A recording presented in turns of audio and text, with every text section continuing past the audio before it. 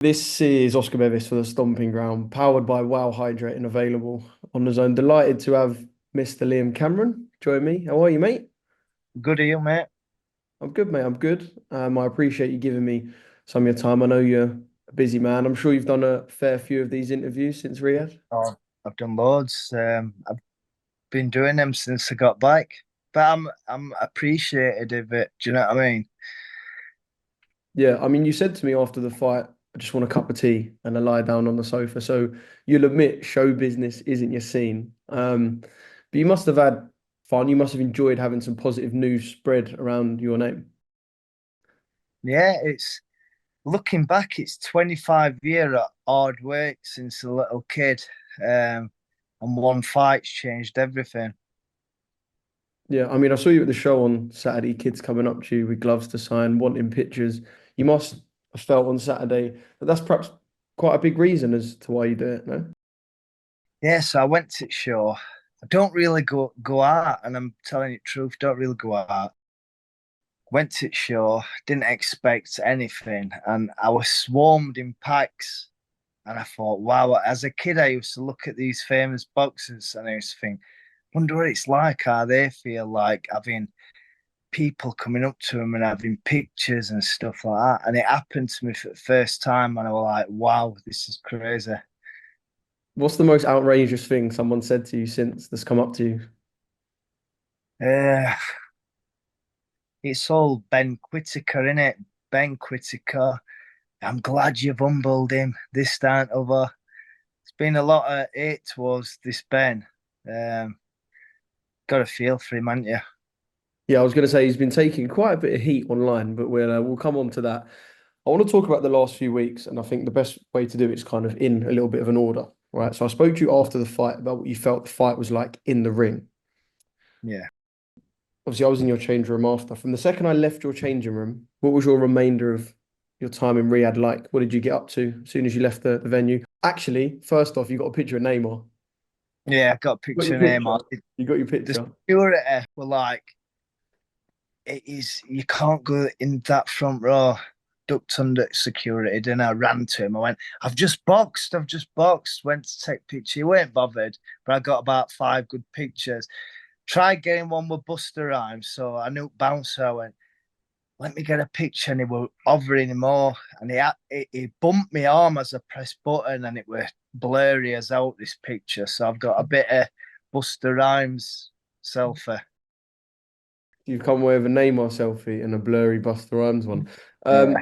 So obviously sitting in Riyadh to watch the remainder of the fights, which your brother Beterbiev get to work as well. What did the rest of your time in Riyadh look like? So I went back to the hotel room, packed my stuff, watched the fight back. So what happened is every time my room got clean, I got a big piece of fruit and this massive cake. So every day I was putting these cakes in the fridge. So I ate a full one of them, felt sick. I just packed my case, went down to the lobby and back on flight home. It And was what, fast as that. you flew early doors? Yeah, flew early Sunday morning. Oh, right. So you stuffed your face with cake and got back to where you belong. So when you watched the fight back, did the moment feel like, or did it look like it felt in the ring? Like, did it look as intense? It was worse for him ring because I could feel him how his breathing were and how they were taking shots. On that camera, really, you can't see the effects other than you could blatantly see he was tired. You could see he was forcing his shots and it were on it fourth round. He wouldn't have been able to survive 10 rounds just on fitness alone, never mind me punching him in face and body.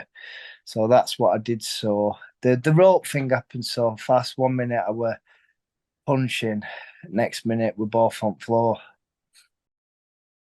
Did you think you'd done enough to win the fight, watching it back? Oh, definitely, definitely, 100%.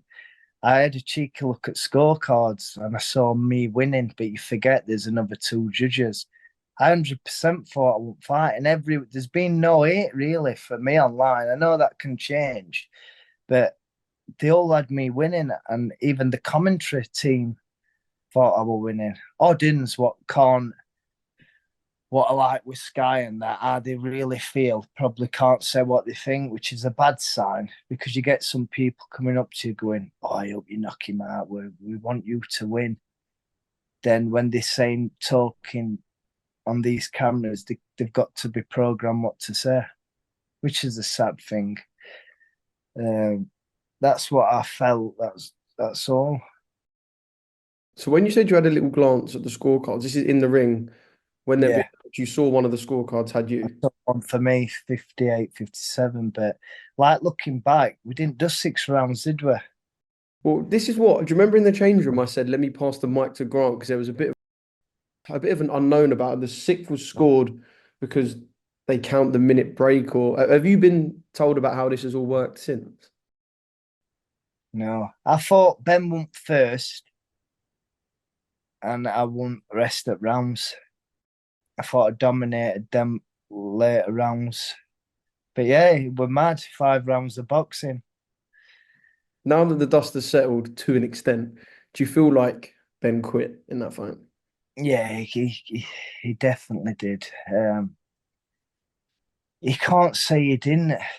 He'd have posted something better. He'd have said, look, he'd look for the excuse. They've tried with leg, back, neck, bad training team, this, that. No one's given me credit really apart from the true people what's watched the fight. It'd be nice just as a boxer when you've worked hard all your life with a few people just to say Liam Cameron were just better. He were gonna knock him out. Um, he'll win him at rematch. But there's always trying to find an excuse of why Ben didn't perform. He didn't perform because I were better than him. I didn't go into that fight thinking I were gonna lose. I knew what were gonna happen. I knew I'd get him into a dogfight. And and on my heart, I didn't get out of second gear because the plan was to put it on him later on, like the next 4 or 5 rounds. And it were mad because I didn't get to that stage. I weren't loading up with shots. I weren't putting no big punches together. I was just blocking and punching and catching him when I could. There were no showboating from him, which I watched. Uh, it were a serious Ben. He were told, "You've got to stop this kid and look good." So it were all there for him. But people don't realise I've been working so hard. And yeah, just that Liam Cameron did well. I guess, I mean, I spoke to Ben Shalom quite a few times the week after. Obviously, they had the O'Hara Davis and Adam Azim show, so we caught up about 3 or 4 times. I guess to be expected, though, from those in Ben's corner, that they're going to look for every reason as to why Ben didn't Yeah. To perform be well. fair, I didn't even eyeball Ben Shalom all the time in Riyadh. I didn't eyeball him. We never come up to each other and shook each other's hands. It was a strange one. Same as Ben Whittaker's team. Didn't eyeball him, didn't say hello to him. And that it was a bit strange for me because normally I like shake my opponent's hand and stuff. And like, we're here to do a job, that's all. There ain't going to be malice between it. But I felt like it were really personal for them. For me, it was just another day in office, another let's change my life kind of thing. Do you know what I mean? Yeah. Well, looking back on the week, the build up, him saying you're going to become a meme, his team firing shots at you post fight outside the medical room, even his behavior on fight week around the hotel, which you've mentioned. What's your feeling like now towards Ben Whittaker, the man? He's the only person in my so many years' experience of boxing who I've got an heart at the end of the day. I do have feelings for people. It's not good what he's going through. Um, it's going to affect him really bad. When he looks on BoxRec, he's going to have that draw, but really it's a loss. It's a big, massive dent, big grenade. I've chucked a big grenade in his boxing career. And if he needs that rematch, to be fair, or he gets the beating with the people online, or if he takes the rematch, he gets the beating in the ring by me. So it's an hard one for him. What he's going to do, I don't know if he's going to get best training in the world, whoever that is, and try to come back stronger. Yeah. So would you say there's no like ill feeling towards? Um, no, there's no ill feelings towards Ben. I just didn't like how he carried himself. It's okay. People say, yeah, but Ben's a nice guy after the fight. He's gonna be when he's won and shown his opponent up. He's got to do that. Then it takes the sting off him what he's done to him fight week. If he would have beat me, he wouldn't have had ended it. I'd have been a meme online, everything. So I've just given him that treatment back. We put some memes together and we posted them online, and they've got some. They've gone viral, haven't they? I was going to say the Queensbury social media team haven't rested in the wake of the No, fight, have they? no, they haven't. They've been on it. See, Who- I wouldn't have really have. I wouldn't have posted no, but then get these nice little memes, so you have to put them on. Well, let's talk about Queensbury. Barely 24 hours later, and I was sitting in a coffee shop in the Hilton Hotel with Lee, and then he said to me, "Look, we got something big about to come for Liam." A few hours later, Frank Warren, Queensbury. How good did that feel? It's crazy, isn't it? See, the thing is, I've watched Frank Warren on telly for years. I've never had a promoter. I used to think to myself, why ain't I got a promoter? I've won all these ABAs, this, that, and other. Not one person. And I used to think my face can't fit in boxing. But I've grown a beard, slapped my hair back, and I've got promoter now, so my face fits. But So yeah, you're massive saying the shout out. promotional deal is based off your looks rather than that performance against Ben Whittaker? It's got to be because I've had some good wins before. I've done, but I never got out. Whether it were management team, but gotta get props to Lee and what a manager. It's been a year since I boxed my first fight to like the day when I boxed Whittaker, and it's mad how it's blown up. I had 2,000 followers, um, barely scraping 100 likes every post. And now I've got like 30,000 and getting like 25K. Every time I scroll up on my phone, there's 100 followers, messages.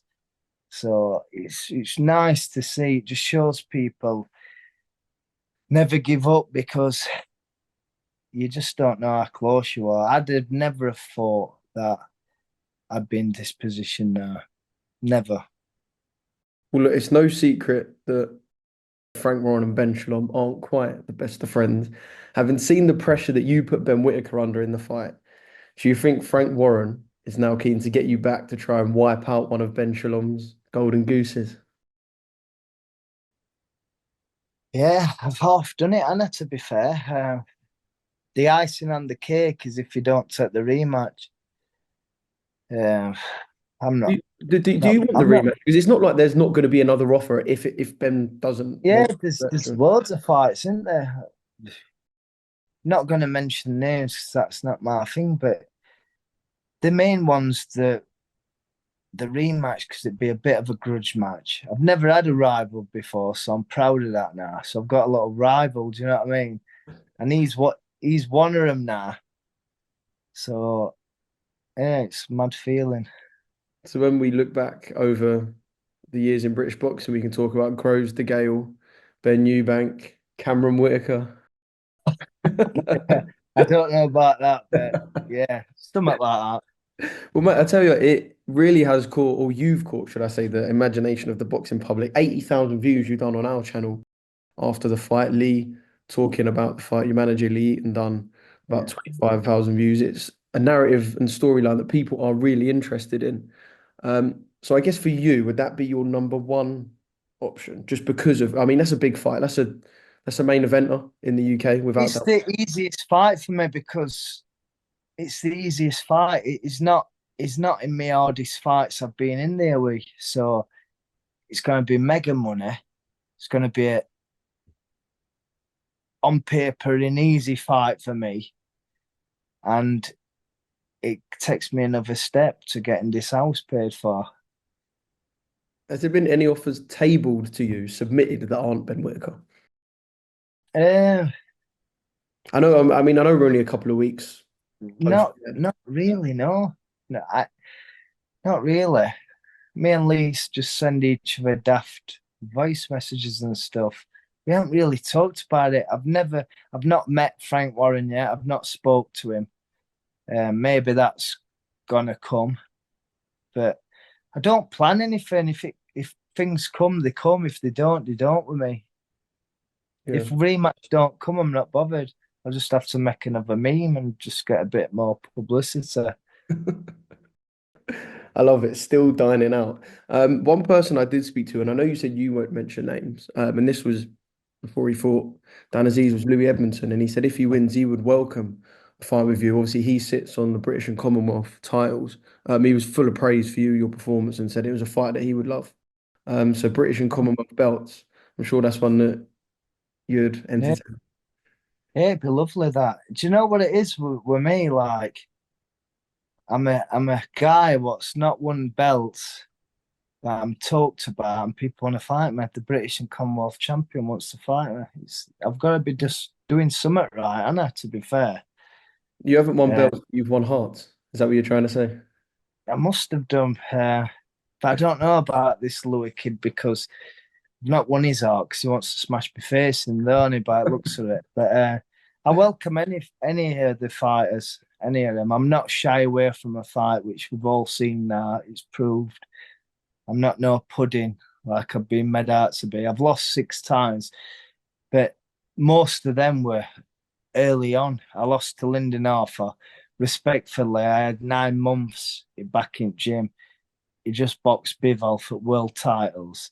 He's been a world champion. He's what else has been Commonwealth. He beat Anthony Yard, and people thought I won that fight. Yeah. Well, it says a lot about your journey. I know you've been through it multiple times. You've done a brilliant bit on fight week.